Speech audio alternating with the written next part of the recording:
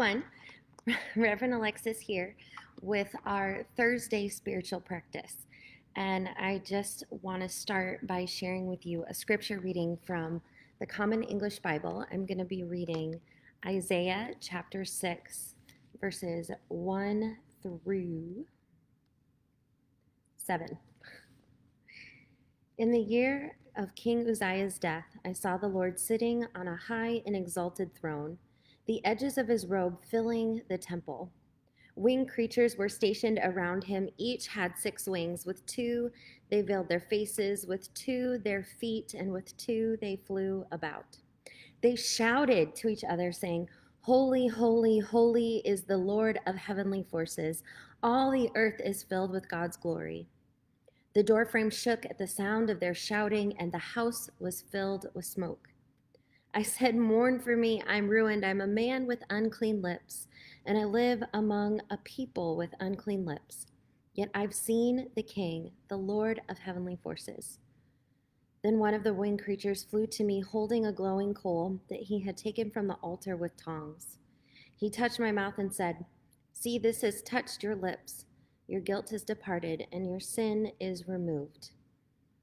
Here ends the reading. Spirit of God, stir up your people. Thanks be to God.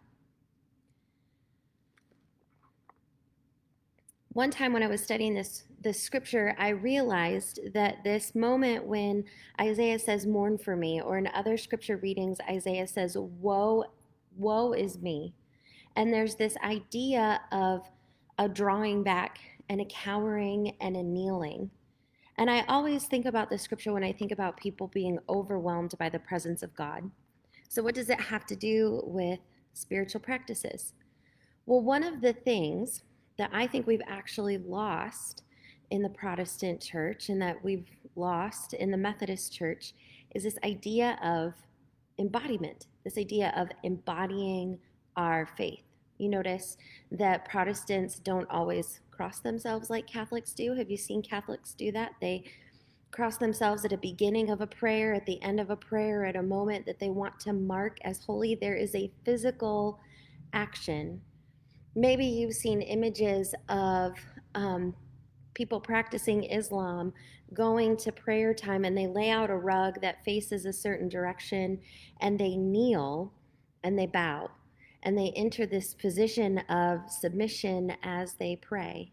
Or maybe you were taught some body positioning in your faith, and you were taught to pray like this, or you were taught to fold your hands and bow your head. Maybe you're a praise and worship person and you were taught to raise your arms, or you've tried that a couple times. But what I want to suggest to us now is this idea of disciplining ourselves to use our bodies to help us to move into different states of worship. For example, if you take a moment, take a breath, and try and draw up an image in your head. And the image I want you to think of is, what does completely abandoned joy look like? What does, if you were to just see somebody, you wouldn't get to talk to them, you wouldn't have any context for what they're doing, but if you were to see somebody and their body would communicate to you complete and abandoned joy, what does that look like in their body? And then I want to challenge you to try it, to get as close to that position as you can. Or if you were to see somebody, again, draw up a mental image. If you were to see somebody with no context and no words, and their body would communicate to you humility. Or maybe their body is communicating to you gratitude. Or maybe the body is communicating to you perfect, peaceful stillness. Now, what would it look like in our own spiritual practices to place ourselves in positions to feel what we're hoping to feel? So if what you need from God in this moment is complete and abandoned joy, what if the discipline that you tried was placing yourself in that position before you felt it? You know, maybe for you, it means standing outside in the sunshine with your arms flung wide open and your face upturned towards the heavens. Maybe this is joy and freedom to you. Or maybe what you need is to lay your burdens down and to rest in the presence of God. Have you ever actually tried laying down and praying? Laying down in a comfortable position, or if you're feeling the need to submit, what would it look like to bow down? What would it look like to kneel for a time of prayer? Now, I recognize that all of our bodies have different abilities, and sometimes the mental image that you get is not a thing that you can do with your body. That doesn't mean that you can't do something. What are the ways that you could modify what you see in your head to meet what you're able to do with your body? If you can't lay out fully in the ground, can you find a table and stretch out your hands and lay your head down on a table? Can you bow your head in humility? Can you just raise your hands to receive what God has for you today? I just want to encourage you, especially at this time where we're spending so much time staring at our screens.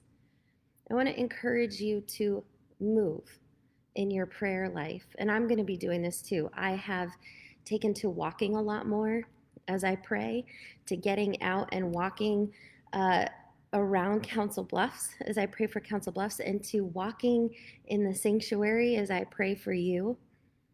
I have taken to standing more when I pray. It doesn't have to be kneeling at the edge of a bed or sitting with our heads bowed at a table. Or maybe you do want to experiment a little bit with crossing yourselves at the beginning and the end of a prayer, some specific action to mark with your body the beginning of a holy moment and the end of it. I just want to encourage all of us to begin to play with this notion of using our bodies in our spiritual discipline, of using our bodies to create the feelings that we're hoping for, to create the type of prayer, or to give expression to the feelings that are overwhelming us. I am praying for you, and I love you. I apologize that this was late. I am actually starting a new spiritual discipline for our church, and I was distracted by that. I am committing right now to praying for a piece of our congregation by name every single week, and I'm going to be sending you postcards to let you know that that's your week to be prayed for. So I was in my office writing out postcards, trying to get those done so I could get them in the mail, so that those I'll be praying for next week will have that information in front of them, and I'm going to do that every single week until I make it all the way through the list. And so if you receive a postcard, just know that I'm praying for you by name that week. I'm literally taking a list and carrying your names around and praying for you whenever I get a chance, because we all need it right now. We all need prayer. So I apologize for being late because I was distracted, but I am praying for you. I'm praying for you, and I miss you, and I love you. And we're working on coming back safely as soon as we possibly can. And we want to hear from you what your needs are, what's going on in your life, or just to chat. We would love to talk to you. I will see you soon.